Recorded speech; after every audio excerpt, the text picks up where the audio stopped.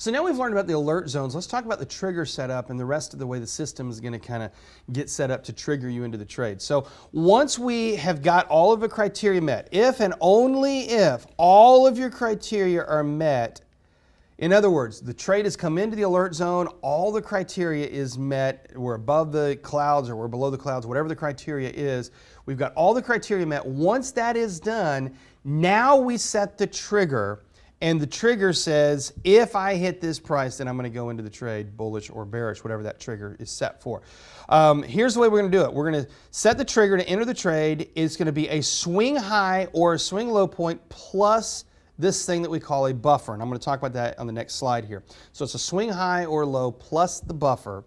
And of course, you're going to set the trigger above the price if you're bullish and below the price if you are bearish. Now, let's talk about this issue of the buffer. What is a buffer? A buffer is a certain amount of space that you're going to give just to make sure that intraday swing highs and lows, those upper and lower shadows in your candlesticks, just to make sure that they don't trigger you into a false trade. So how do we set a buffer? The buffer is going to be the amount that you put in there between your swing high or low point and your trigger point to allow for that intraday volatility. Usually, it needs to be about a third to a half of the average true range. Now, I'm trying to come up with a quantitative way that you can create this system. For myself, for years, I've just kind of visually done this, but a couple of years ago, some students were really needing a more quantitative way to do this. Say, I need a way that I can set a hard and fast entry point here.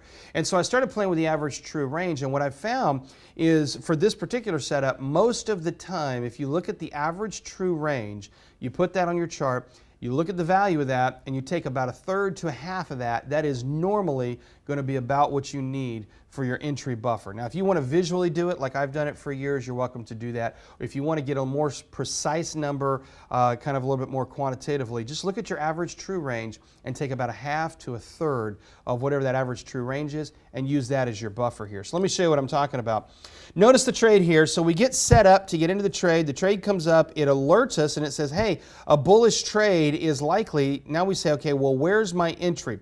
Now I need to come over here, look at my entry, my swing high point, and I need to add a few pips to that to get into the trade. That's going to be my buffer. So I look down here at my average true range, and if I look at my average true range and I come up with a number for that, I add that to my swing high point, and that becomes my entry trigger. All right, now, this is a really good way of setting your trigger. We're going to go through it in more detail here in just a minute. I'm just kind of showing you the overview right now. It's a really good way of setting your trigger because it gives you a quantitative way to sit here and say, here's my swing high point. If I add this many pips, that's going to be about a half of the average true range. That should be enough of the typical intraday swing. And more often than not, it will work for you. Is it perfect? No, but nothing is perfect. It's just going to be pretty good for you, all right?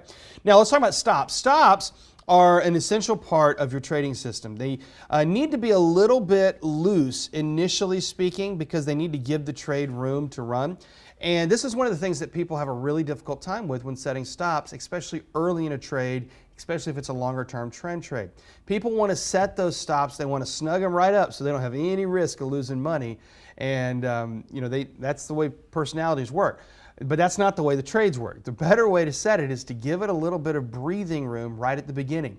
You're never going to have as much risk in a trade as you do the moment you place it. After you place the trade, you start putting the stops in and tightening up, and that risk is going down substantially because you're tightening those stops up. But that first day you get into the trade, that's when you have the maximum risk exposure.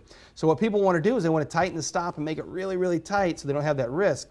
Don't do that. Avoid that temptation. Give it some space. Give it some room here so that it can kind of shake itself out. And you're just going to have to learn to hold through some of those retracements and trust the system here. So with this particular setup, we're going to set the stop a little bit loose.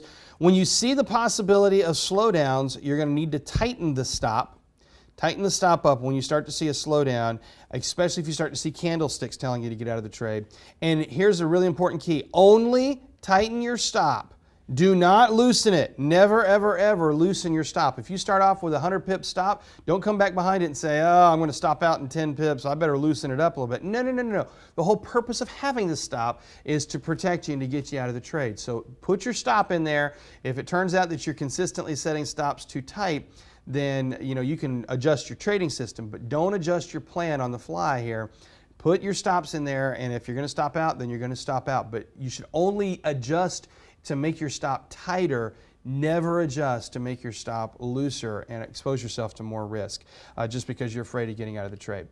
Now, let's also remember the signals that we're going to get. We're going to have a future signal, we're going to have a current signal, and of course we got the historical signal. Those are the three components that we get from the Ichimoku clouds. And now let me go through the signals here. Let's just really quick recap the signals. Recapping of the signals here with the Senkou, price is above the cloud, it's bullish, below the cloud, it's bearish. If it's in the cloud, it's bullish, below the cloud, it's bearish. Of course, if you got thick clouds, likely consolidation, thin clouds, potential turning. And if the entire, or not if the entire cloud, but I should say the entire cloud, the entire cloud is a support and resistance area, and a flat Senkou B is support and resistance. So there's a quick recap of the Senkou signals. Here's the Tenkan and the Kijun signals. Above the Tenkan and the Kijun is bullish, below is bearish. Tenkan both, if they're both up, it's bullish. If they're both down, it's bearish. If they're converging, it's short-term consolidation. A Tenkan Kijun cross is a buy or sell signal. Of course, the Tenkan is the 9-day, and the Kijun is a 26-day support and resistance. And then finally, with the Chikou here, with the Chikou, if you're above the candles 26 days ago, you're bullish. If you're below them, you're bearish. If you're above the clouds, you're bullish. If you're below them, you're bearish. And if the Chikou is running into the candles, it's consolidation. If it's running into the clouds, it is consolidation. So there's a quick recap. Now what we're going to do, I've got two slides here of the rules, how we set the stops, all these rules. This is the actual trading system here. We're going to go through that, and then we're going to go over and start actually doing the historical trading and testing the system.